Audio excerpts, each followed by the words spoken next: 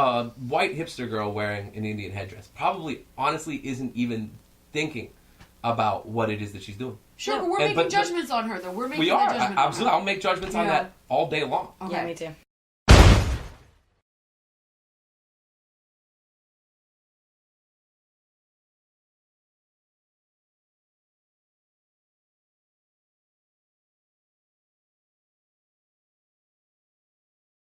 Hello and welcome to Front Street. I'm your hostess, Sarah McCool. I am very excited about this episode. It got the most clicks thus far, even beating the nerd episode, which is outstanding. I'm here to welcome two musicians. Shani, and I forget your last name. Banerjee. Shani Banerjee, who is in, what is the name of your band? Nomad Queen is my I guess most prominent project right now. And then my next guest is Tom Cox, who is a DJ. What do you do? I play records. I also make music and own record labels as part of Pittsburgh Track Authority. I'm interested in why either of you are interested in this topic, if you are interested in this topic, and if you consider yourself a cultural appropriator. Can we actually start by defining cultural appropriation? I think. That's good. Okay, we'll start with you, white man. General. You're gonna. Look, as a white man, I feel bad for all the things that have been perpetrated by white guys over many years. You don't have to say that's okay. No, but I mean, I'm just saying, like, it's. I think that let that guilt out, baby. Well, no, it's not even guilt. I think it's ignoring the fact that these cultures still exist with it. You know that it's not something of the past. I guess what it boils down to is that the music that I participate in, and I was saying this earlier, it's pretty much all rooted in Black, Latino, and gay American culture, and I'm none of those. And yeah, really, you might not be able to tell, but yeah, it's so basically at this point the music culture related to all that has gone worldwide, and you get some strange things from other places that. I guess guys who may not realize that it's bad, sort of doing things that make no sense. Like, for example, I think I told you, there is a European artist out now who, like, he's anonymous. You don't know what he looks like. Pretty sure it's a white guy from Europe. And he's not the first guy to do this, but they pick sort of like a stereotypically Black American name. And this guy in particular named his first project Cabrini Green after the most notorious Chicago housing project. Which, it's a very interesting thing to do, I think, as a white European young guy. But you don't know. But the reason, I think what's interesting is the reason that you think this is a white European guy is because it is an exaggerated performance of some idea. Yeah. Exactly. Like I said, I mean, blackness or what have you. I'm not sure that if you were to ask him or even many fans of what is going on, they would not consider that to be necessarily offensive. But I think it's a little offensive. I mean, I think there's ways that you can, give credit or give, props to that idea without, like, trying to put on blackface makeup to do it. I think there has to be a determination. I think what being Black in America is very different from being Black elsewhere, and that's something that I've definitely had a lot of conversations about. Not being Black myself, I can't really speak for anybody, but what has been communicated to me, I think there's a lot of differentiating ideals in terms of that. I think in terms of when a lot of freedoms were earned, because that's the thing is at the end of the day we've still had to earn our rights.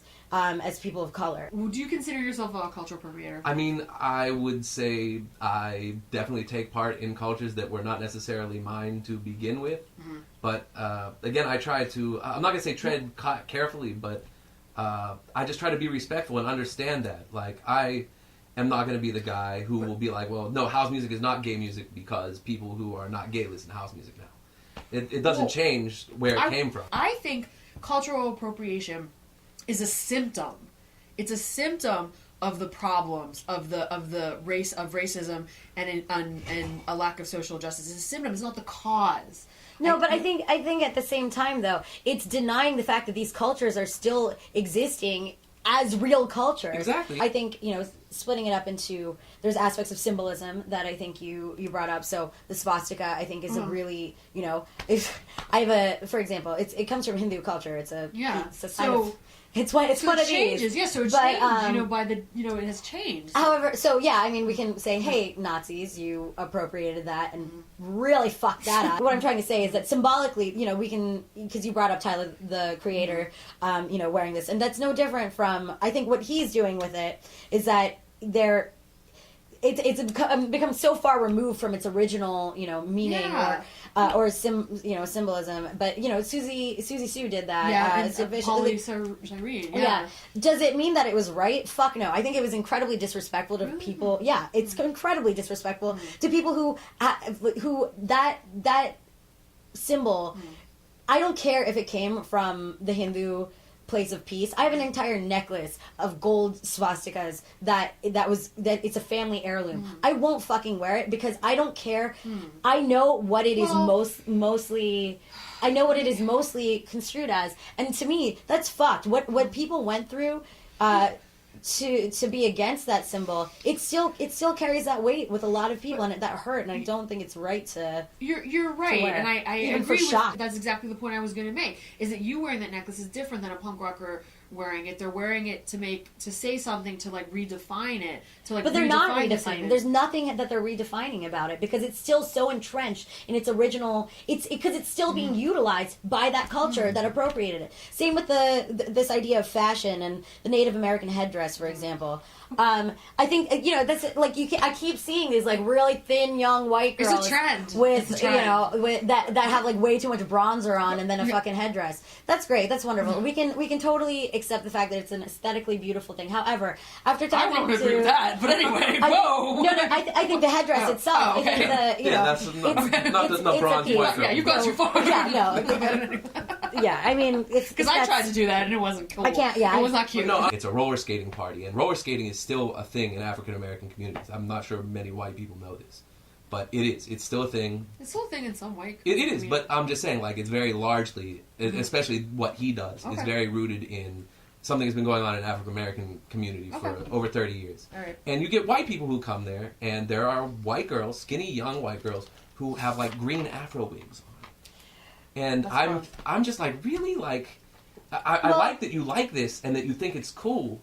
But at the same time, just going is cool. But I don't think if I came on here, dressed entirely in FUBU with an Indian headdress on, I don't think that would for us by Asian kids. And I was gonna get a bindi too. Yeah, I was gonna. Well, okay.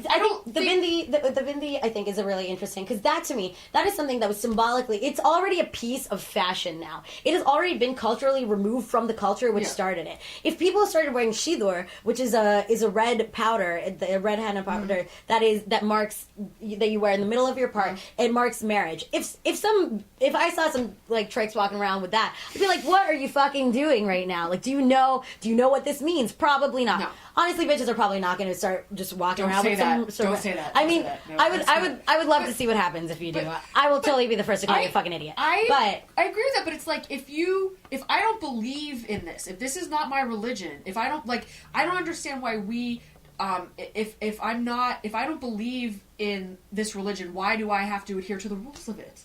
It's not religion, though. Like I said, these are aspects of historical culture that are still in existence. The native headdress is not removed from its culture. It is being utilized in the proper way that it was intended to be utilized within the culture that exists by native artists, and they're not being given credit for it because there's somebody else. That's the issue. That's the problem right there. They're not crediting the culture in its existence as it is now. To me, it's the issue of who's making money off of something or who's getting notoriety or who's benefiting from it. And I thought you were saying the people who started it are not benefiting from it, but the people who benefit from institutional racism and classism are benefiting. No, from I think it's still inherently racist, and it's still inherently taking away from the fact that these cultures do exist, and these are not choices that we make in terms of the color of our skin. The afro, for example, or the headdress, is that these are not aesthetic choices. That these are the headdress is, I think, has an aesthetic aspect, but it's still something that is earned. It still has a very rooted cultural nature. But with something like your hair or your skin color, or these are not choices that we make. These are not costumes that we put on to begin with. So no, you don't get to fucking put that on. The more people redefine it, and the more people use it in a different way, and the more people place it in different scenarios and parody it and question it, it changes it and it loses its But very power. rarely does that actually happen in a thoughtful way. The difference between, what is the difference between wearing a mohawk as a punk rocker versus wearing a headdress? Is it because the headdress is associated with more you have to work harder, it's maybe more religious or sacred or what have you, and the mohawk isn't? But I mean, I guess I just don't understand, like, one is one acceptable and one isn't, or are they both equally bad? Or It's interesting because I actually had to think about what appropriation was in a mohawk. That's interesting. Yeah, I didn't think about it. you didn't even know that it came I from mean, I Native did, but like Americans? It came from Native Americans, right? yeah, Right. but it's been so, it's been See, that's what I'm abused. But is that a good thing? Like, now that I think about it, I'm like, it yeah, doesn't have the same. but- it's a change but it- meaning. I mean, I think what it boils down to is when you look at the change of these meanings, right? Like, the meaning that they have comes from, like I said, a very specific, usually very localized idea, right? It's an idea that was incubated at the lowest grassroots level of life. And the taking of it always happens in a more powerful, like a power-seizing way. I agree with that. That's the point. I agree with that. Cultural appropriation is how racism is acted out, and I feel like it's how, in many ways, but I think, I guess, as an artist, I just see how people can take images, anyone take any images and make them something different, make them something their own, make them something that speaks to them, because I feel like you can't control what you respond to and what you love. I'm not talking about people, I'm talking about music, art, images. Yeah, but that's... Are you kidding me? You keep equating images with people. You keep saying people are the same as images or music. But you're saying that people are allowed to adopt these images and change them to be whatever they want to be because they fucking feel like it. But at the end of the day, just because they feel like it doesn't take it off the table for what it is to other people. No. If we go around constantly not caring or and being like, oh, well, they're making a choice. It's okay. They need to be able to make their choice for whatever uninformed, totally what do you think? What victory reason. are you winning? What victory are you winning by telling them they're stupid? I think it's a victory for the idea of meaning. Yeah. What about adopting, a whole nother sex as like saying that is that sexual appropriation? Because I know what a woman is. I know what a man is. Like, I am now going to adopt only the most like stereotypically ridiculous version of the opposite gender. Feminine. Yeah, it's. I mean, again, I'm like, do you really have any idea what you're doing? Gender is clearly defined differently by different cultures. Yeah. So I think that's one aspect. Don't you think the performance of race is defined differently by different cultures? And the which of race? Like performance of race or identity. I mean, I guess what I'm saying is the identifying of a race by their cultural choices is what I have an issue with. I guess. But the Harlem Shuffle, there are three things. What? It's Harlem Shake. Or Harlem Shake. Oh, yeah.